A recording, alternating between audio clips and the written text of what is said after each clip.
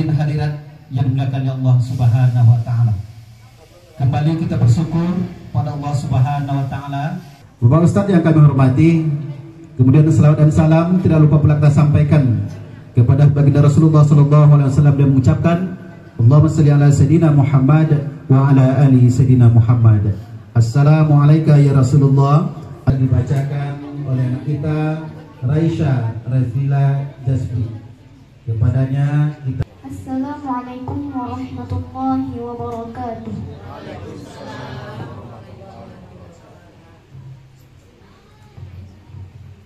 A'udzu billahi minasy syaithanir rajim.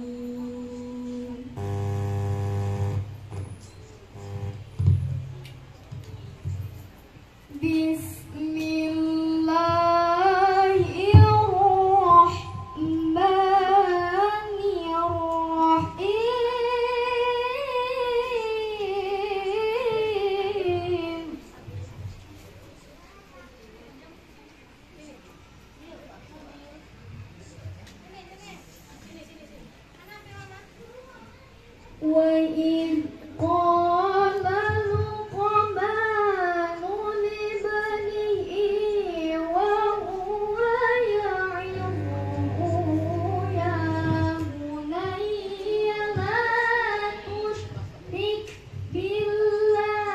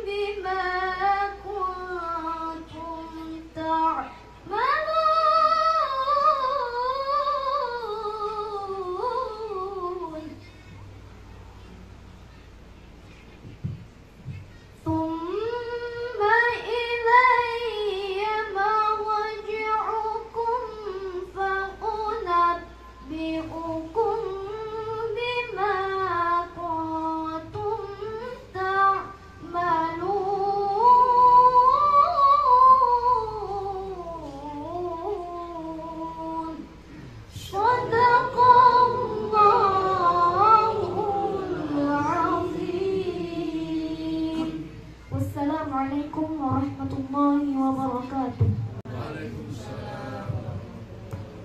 Bapak-bapak dan ibu hadirin hadirat dimuliakan Allah Subhanahu wa taala, acara selanjutnya. Bismillahirrahmanirrahim. Assalamualaikum warahmatullahi wabarakatuh. Alhamdulillahirrahmanirrahim. Wassalatu wassalamu ala asyrafil anbiya'i wal mursalin wa ala alihi wa sahbihi ajma'in. Yang sama-sama kita muliakan Ustaz kita Pak Nirwan, kemudian Bapak RT yang ada di lingkungan RW 13 dan 12. Ini tadi saya dipisahkan Pak, 12-13 ini memang pusat kita ditanam di sana Pak. Jadi mau tak mau Pak Fajr, kita ada satu persatuan Pak, 12-13 ini. Kemudian bapak-bapak, ibu-ibu yang saya hormati, pertama-tama marilah kita sama-sama menjaga puji dan puji Allah Subhanahu wa taala yang senantiasa melimpahkan rahmat dan pujinya kepada kita semua, sehingga pada hari ini kita dapat hadir bersama-sama di rumah kediaman kami ini dalam rangka mensyukuri betulnya acara akikah anak kami atau cucu kami yang bernama Muhammad Alian Amadi. Ini nama cucu saya Pak. Ampun lupa ya, malu lah Pak, namanya anak cucu pertama berarti yang macam. Kemudian pada itu salam tidak lupa kami banyakkan Ustaz Muhammad sallallahu alaihi wasallam dengan mengucapkan Allahumma shalli ala sayyidina Muhammad ala sayyidina Muhammad. Bapak-bapak, ibu-ibu yang saya hormati, suatu kehormatan bagi kami kehadiran bapak-bapak, ibu-ibu di kediaman kami ini. Adapun tujuan dan maksud daripada kami adalah mengucapkan syukur alhamdulillah ya, sedikit seiring dengan menyiapkan doa dari Allah Subhanahu wa taala, yang mana kami dengan anak-anak kami bersatu cucu kami selalu berada dalam lindungan Allah Subhanahu wa taala. Dan begitu pula kepada kita jemaah, khususnya masyarakat RW 13-12 selalu mendapatkan lindungan dari Allah Subhanahu wa taala. Nah, kemudian daripada itu Bapak Ibu yang saya hormati, mungkin saya tidak akan panjang lebar ya, mengingat sebentar lagi kan zuhur dia mungkin ceramah pula Pak Ustaz. Mungkin saya cukupkan sekian saja sambil menunggu Pak ada hidangan di depan kita cici aja dulu ya, nanti sudah itu kita makan bersama-sama. Nah, mungkin itu Pak yang saya sampaikan. Bila itu wal hidayah. Wassalamualaikum warahmatullahi wabarakatuh. Waalaikumsalam.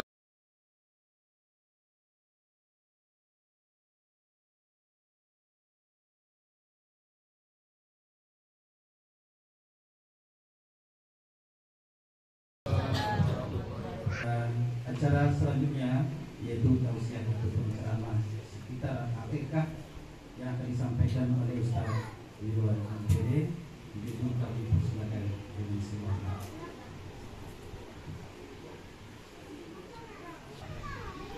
Bismillahirrahmanirrahim. Assalamualaikum warahmatullahi wabarakatuh.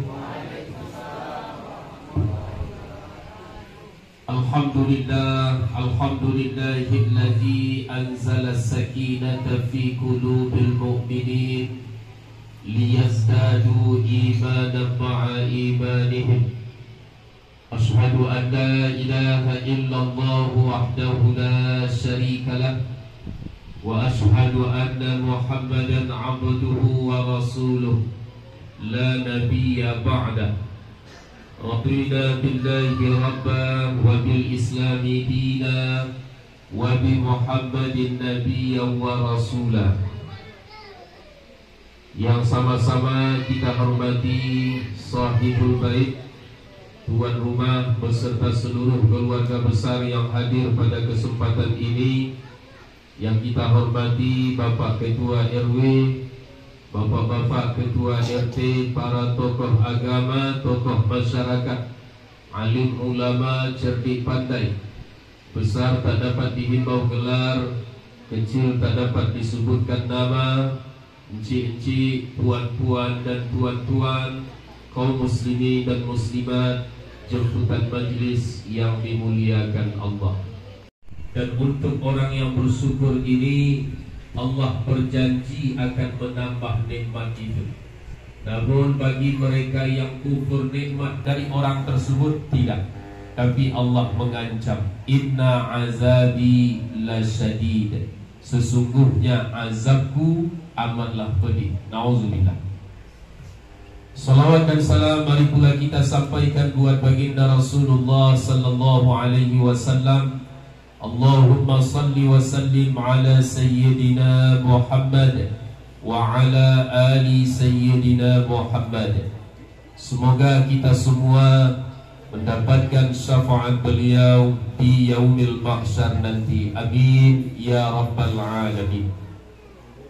Bapak Ibu hadirin hamba Allah yang berbahagia, dalam kehidupan kita ini banyak nikmat yang Allah berikan kepada kita, sehingga dalam sebuah ayat Allah Subhanahu wa ta'ala menyebutkan, wa in ta'uddu ni'matallahi la tuhsuha, dan jika kamu menghitung nikmat Allah itu, niscaya kamu tidak akan sanggup menghitungnya. Mulai dari kita bangun tidur sampai kita tidur kembali, dan bahkan tidur itu sendiri pun adalah nikmat dari Allah. Tidur malam, dengan nyenyak bisa tidur di malam hari, ya. Lama lalu kece orang awak, ya nah, pikiran lapang, ya, makan batang buah. Makan yang batang buah PRT, yang lain yang batang buah pula dulu, ya kan? Bapak Ibu rahimakumullah. Jadi di awal tadi kita sampaikan bahwa bersyukur itu tidak cukup dengan mengucapkan kalimat hamdalah saja, tapi bagaimana nikmat-nikmat yang Allah berikan kepada kita itu kita pakai, kita pergunakan untuk sesuatu yang Allah suka, yang Allah senang. Jadi syukur ini tidak gampang Bapak Ibu. Jangan dengan kita sudah mengucapkan kalimat hamdalah lalu kita sudah merasa bersyukur. Belum. Kita sering dengar sholat malam Nabi itu seperti apa Bapak Ibu? Sampai bengkak. Apanya yang bengkak? Nabi sholat malam, kakinya, ya, saking lamanya beliau sholat tahajud. Beda dengan kita. Awak di malam hari ada juga yang bengkak, tapi bukan kaki, mata, karena lama tidur, ya kan? Nah, jadi ada yang bilang awak dengan Nabi itu beda-beda sikit aja Pak Ustaz. Nabi di malam hari bengkak kaki karena tahajud, awak bengkak mata, kan sikit aja beda. Nabi itu makannya sikit, kalau awak sikit-sikit makan, sikit-sikit makan. Apalagi cara macam ini. Ada makan ringan, ada makan sedang, ada makan berat nanti. Ada makan pembuka, ada makan penutup. Ya, namun ya kita nikmati sesuai dengan apa yang telah digariskan dalam agama terkait dengan makan ini. Di antaranya adalah makanlah setelah lapar, berhenti sebelum kenyang. Kalau makan ya terasa lapar baru dibawa makan Bu, insya Allah goreng ubi pun terasa goreng ayam karena lapar. Tapi kalau dalam kondisi kenyang dia bawa makan, apa yang terjadi? Mencela makanan, mencaci makanan, berhenti sebelum kenyang. Kalau ada yang bilang, tega betul Pak Ustaz, belum kenyang dah suruh berhenti. Yang dilarang itu kekenyangan. Jadi ada dua hal yang dikhawatirkan oleh Nabi dari kita umatnya.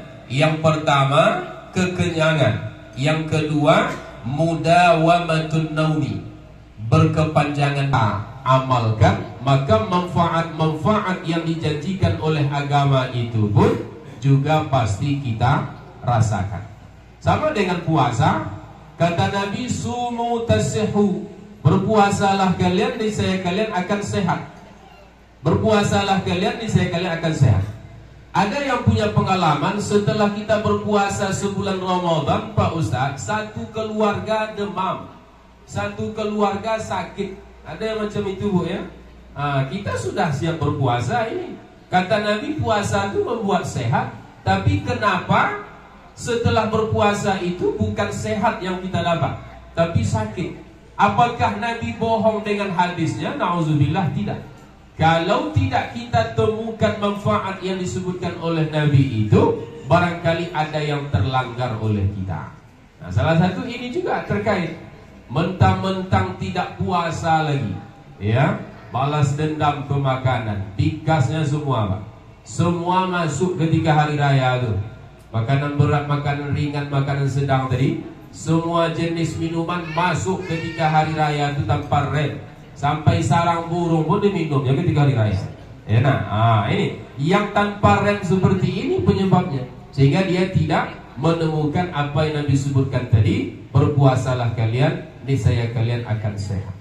Nah, Bapak Ibu yang berbahagia, dan salah satu nikmat yang Allah berikan kepada kita, dan bahkan ini adalah nikmat yang nilainya jauh dibandingkan nikmat-nikmat yang lain, adalah ketika Allah memberikan kepada kita, menganugerahkan kepada kita anak cucu keturunan. Ya. Nah, jadi anak keturunan inilah Bapak Ibu yang merupakan aset yang paling berharga dalam hidup kita. Ya, aset yang akan kita rasakan manfaatnya dari dunia sampai ke akhirat, diantaranya adalah anak keturunan. Ya. Jadi yang namanya anak ini, keturunan ini tak bisa putus dan tak bisa diputuskan. Jadi kalaupun ada orang tua karena tak baik hubungannya dengan anaknya, sampai-sampai keluar kalimat dari orang tua tadi, tak diakuinya anak ini sebagai anak dia, ya kan? Karena kan macam itu. Suami istri itu kadang ketika anaknya baik, anak papa katanya, kan? Nah, ketika anaknya tak baik, entah anak siapa, ya, memang macam disalah-salahkannya mungkin. Nah, ini walaupun ada orang tua yang secara lisan mengatakan atau tidak mengakui bahwa itu bukan anaknya, ya, maka ini tidak akan membuat putusnya hubungan antara orang tua dengan anak. Jadi dalam hal warisan misalnya, apakah dia masih berhak mendapat warisan, Pak Ustaz? Anak yang tak diakui lagi oleh orang tuanya sebagai anak, ya kan, meninggal orang tuanya, tetap dapat, karena hubungan orang tua dengan anak dan sebaliknya sampai kapanpun tidak akan bisa putus dan tidak akan bisa diputuskan sampai ke akhirat. Itu akan kita rasakan sampai ke akhirat kelak. Hadis yang sering kita dengar, idza matal insan inqata'a amaluhu illa min salasin. Apabila meninggal manusia, apabila meninggal anak cucu Adam, maka terputuslah amal. Inqata'a, inqata'a ini sering diterjemahkan terputus, ya. Namun ada yang memahami sehingga menjadikan hadis ini sebagai dalil bahwa amal yang dilakukan oleh orang hidup tak sampai untuk orang yang meninggal. Ini dalilnya katanya, terputus. Ini salah pemahamannya. Maksud terputus di sini terhenti kesempatan beramal kalau kita sudah meninggal. Maka sholat ini Bapak Ibu selagi kita hidup, hadir ke majelis ta'lim selagi kita hidup, mengaji baca Quran selagi kita hidup. Apa ada kawan kita yang sudah meninggal 3 tahun lalu dia duduk bersama kita dalam majelis ta'lim ini? Ada? Tak ada. Coba tengok kiri kanan, ya kan? Memang belum meninggal juga kawan, ya kan? Nah, kalau sudah meninggal, terhenti kesempatan kita untuk beramal. Itu maksud inqata'a di situ. Ya. Kecuali yang akan tetap mengalir itu kata Nabi 3. Ya. Yang pertama sedekah jariyah. Dia pernah bersedekahkan sesuatu benda yang dimanfaatkan orang untuk kebaikan. Maka itu terus mengalir pahalanya. Yang kedua, ilmu yang bermanfaat yang pernah dia ajarkan kepada orang lain. Yang ketiga, awaladin salihin yad'ulah, atau anak soleh yang mendoakan dia. Maka tanpa hijab doa anak keturunan kita ini untuk kita kepada Allah Subhanahu wa Ta'ala. Nah, jadi luar biasa ketika kita mengeluarkan harta, mengeluarkan duit untuk kepentingan supaya anak-anak kita ini menjadi anak yang soleh dan soleha. Ini insya Allah juga termasuk bentuk kita membelanjakan harta di jalan Allah. Hari ini banyak kita mengeluh, ya kan?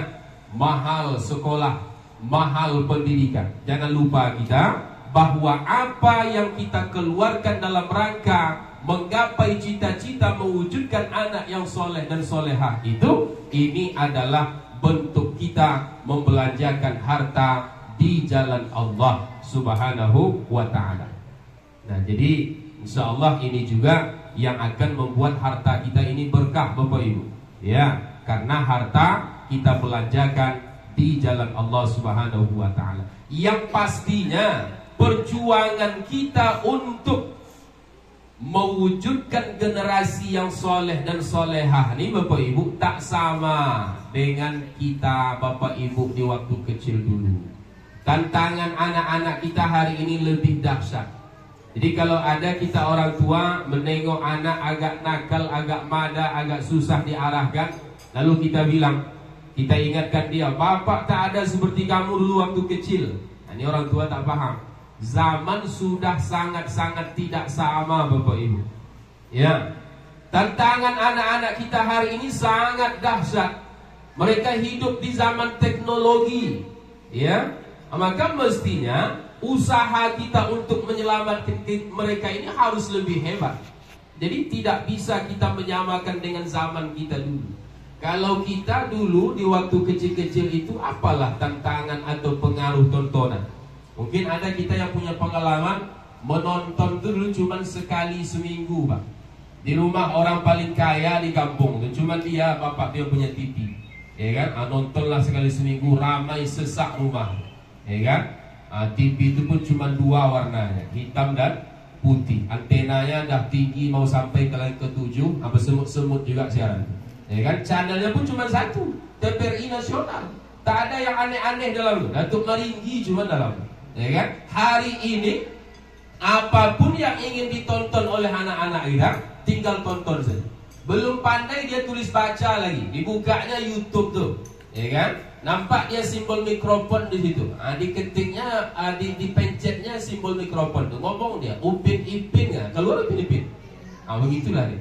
Jadi saya ketika ceramah ke sekolah-sekolah tuh, tanya hal-hal mendasar tentang agama, Bapak Ibu. Siapa nama cucu Nabi? Itu paling banyak 2 orang yang bisa menjawab. Bahkan ada satu sekolah itu tak ada yang tahu siapa nama cucu Nabi. Ustaz jangan susah lah pertanyaannya. Oke, Ustaz ganti yang pertanyaan mudah. Mau Ustaz? Siapa nama Atuk Upin Ipin? Saya bilang. Semua menjawab satu sekolah. Dari kelas 1 sampai kelas 6. Atuk Dalang, katanya. Ya kan? Siapa nama kawan Upin yang suka berpantun? Hafal serentak jawabannya. Tak ada yang imbang antara ibadah yang bersifat individu yang berhubungan langsung dengan Allah seperti sholat, ya, puasa, zikir dan lain sebagainya. Tapi juga ada hal-hal yang sifatnya ini tidak ibadah mahdhah, tapi yang salah satunya adalah berupa kewajiban kita sebagai orang tua. Jangan salah nanti ya, bahwa anak ini akan bisa menjadi, anak cucu ini akan bisa menjadi penghalang kita untuk sampai ke surganya Allah.